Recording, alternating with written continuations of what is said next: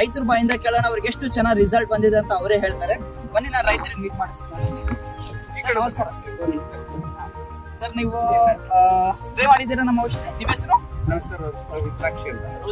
Okay sir, ಯಾವ ನಿಮ್ದು? ಶೆರೆವಾಡ, ಹುಬ್ಳಿ ತಾಲೂಕು ಶೆರೆವಾಡ. ಏನ್ ಹಾಕಿದ್ರೆ ಸರ್ ಬೆಳೆ ಎಲ್ಲ? ಸೋಯಾಬೀನ್ ಹಾಕಿದ್ವಿ. ಸೋಯಾಬೀನ್. ಹೇಗಿದೆ ಸರ್ ನಮ್ದು ಔಷಧಿ? ಡೆಮೋ ಕೊಟ್ಟಿದ್ದೀರಾ ನಾವು?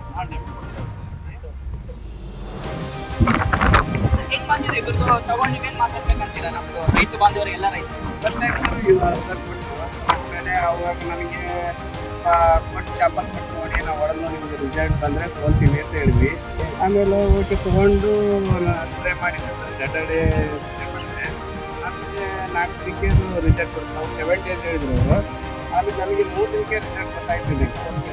3 ದಿನಕ್ಕೆ ಗೊತ್ತಾದ್ಮೇಲೆ ನಾನು ಅದಕ್ಕೆ ಸರ್ಗೆ ಬಂದಿದ್ದು ಇವತ್ತು ಅವ್ರಿಗೆ ತೋರಿಸ್ತಾ ಇದ್ವಿ. ಬಟ್ ಇದು ಚೆನ್ನಾಗಿ ಬಂದಿದೆ ಅಂತ ನಾನು ಹೇಳಕ್ಕೆ ಇಷ್ಟ. ಇದು ಅಷ್ಟೇ ಹೊಡೆದಿದ್ರಲ್ವಾ?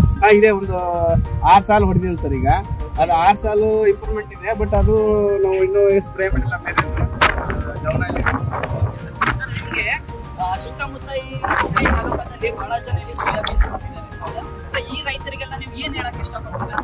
ಚೆನ್ನಾಗಿದೆ ಅಂತ ನಾನು ಹೇಳಕ್ಕೆ ಇಷ್ಟಪಡ್ತೀನಿ. ಯಾಕಂದರೆ ನಾವೀಗ ಇದು ಬೆಟರ್ ದೆನ್ ಇದೆ ಅಂತ ನನಗೆ ಅನಿಸಿಕೆ ಬರ್ತಾ ಇದೆ ಸರ್. ಈಗ ಯಾಕೆ ಅಂತಂದರೆ ಈಗ ನೋಡಿದರೆ ಇನ್ನೊಂದು ಸಾಲು ಗೊತ್ತಾಗ್ತಾ ಇದೆ. ಈಗ 6 ಸಾಲು ಇದೆ ಎಕ್ಸಾಂಪಲ್. ಅದು